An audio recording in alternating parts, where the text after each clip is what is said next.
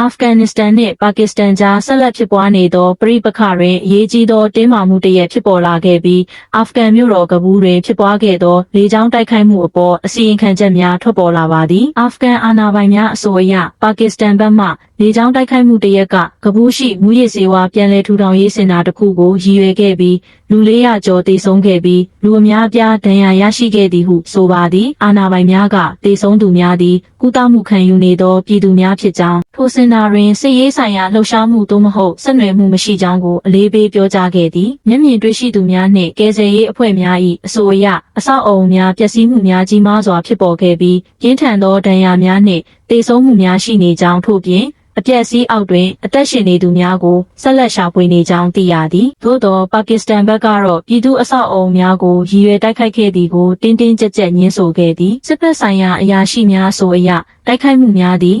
ဤပညာပိုင်းဆိုင်ရာအထောက်အကူပေးရာနေရာများနှင့်လက်နက်ကိုယ်တော်များကိုသာရည်ရွယ်ခဲ့ပြီးရင်းတို့သည်လက်နက်ကင်အဖွဲ့များနှင့်ဆက်နွယ်နေသည်ဟုဆိုသည်ကဘူးအပြင်အာဖဂန်နစ္စတန်၏အရှေ့ပိုင်းနန်ဂါဟာပြည်နယ်တွင်လည်းတိုက်ခိုက်မှုများပြုလုပ်ခဲ့ကြောင်းသတင်းများထွက်ပေါ်နေသည်ဖြစ်ရသည်ဖေဖော်ဝါရီလအတွင်းပြိုကွဲသွားခဲ့သောအပျော့စားအပြည့်ရဲ့သဘောတူညီချက်နောက်ပိုင်းလက်တလောကာလအတွင်းအလွန်မင်းအသေးပြောက်များသောဖြစ်ရများထဲမှတစ်ခုဖြစ်လာခဲ့သည်ထိုအချိန်မှစပြီးနှစ်ဖက်စလုံးသည်နေဆက်ဖြတ်ကျော်လက်နက်ကြီးဖြင့်ပစ်ခတ်မှုများပြုလုပ်ခဲ့ပြီးပြည်သူများထံအထိအခိုက်များဖြစ်ပေါ်ခဲ့သည်ပါကစ္စတန်ဘက်ကအာဖဂန်နစ္စတန်ရှိတာလီဘန်ဦးဆောင်သောအစိုးရကိုလက်နက်ကင်ဖွဲ့များကိုအားပေးထောက်ပံ့နေသည်ဟုဆွဆွဲထားပြီးအထူးသဖြင့်တီဂရစ်အီတာလီဘန်ပါကစ္စတန်အဖွဲ့ကိုကိုစားပြု၍ပါကစ္စတန်နိုင်ငံအတွင်းတိုက်ခိုက်မှုများပြုလုပ်နေကြောင်းဆိုသည်အာဖဂန်အာဏာပိုင်များကတော့ဤဆွဆွဲချက်များကိုညှင်းဆိုထားသည်